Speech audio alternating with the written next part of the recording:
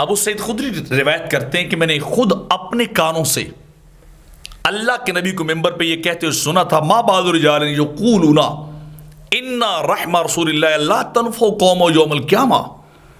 میرے آقا علیہ الصلوۃ والسلام خود واعظ فرما رہے، تقریر کر رہے تھے، خطاب کر رہے تھے.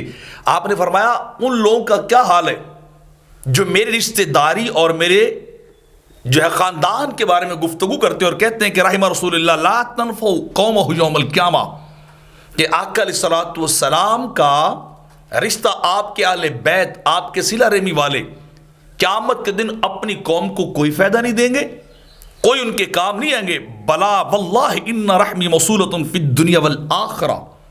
میرے آقا نے فرمایا اللہ کی قسم میرا رشتہ، میرا تعلق، میرا خاندان دنیا میں ملا ہوا ہے اور آخرت میں ملا ہوا ہے. یعنی جہاں بھی لوگوں کے کام آئیں گے میرے اہل بیت، میرے رشتہ دار، میرے خاندان والے، میرے گھر والے، اور قیامت کے دن بھی کام آئیں گے.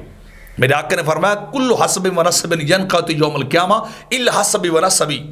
ہر رشتہ داری، ہر تعلق داری قیامت کے دن ٹوٹ جائے گی، کسی کے کام نہیں آئے گی، کوئی کسی کے ایک ذرہ برابر فائدہ نہیں کر سکے گا. الا نسبی و حسبی، ہاں قیامت کے دن کام آئے گا تو میرا حسب اور نسب کام آئے گا، ذات مصطفیٰ کی وجاہت کام آئے گی، میرے آقا کا رشتہ اور اہل بیت اطہار قیامت کے دن بھی امت کی خیر خواہی کریں گے.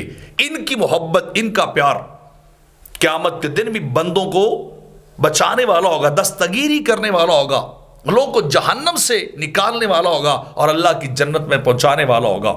تو سرکار کے اہل بیت، خاندان نبوت، خاندان رسالت، خاندان محمدیہ صلی اللہ علیہ وسلم، یہ دنیا میں بھی کام آئے گا، آخرت میں بھی جا کر کام آئے گا.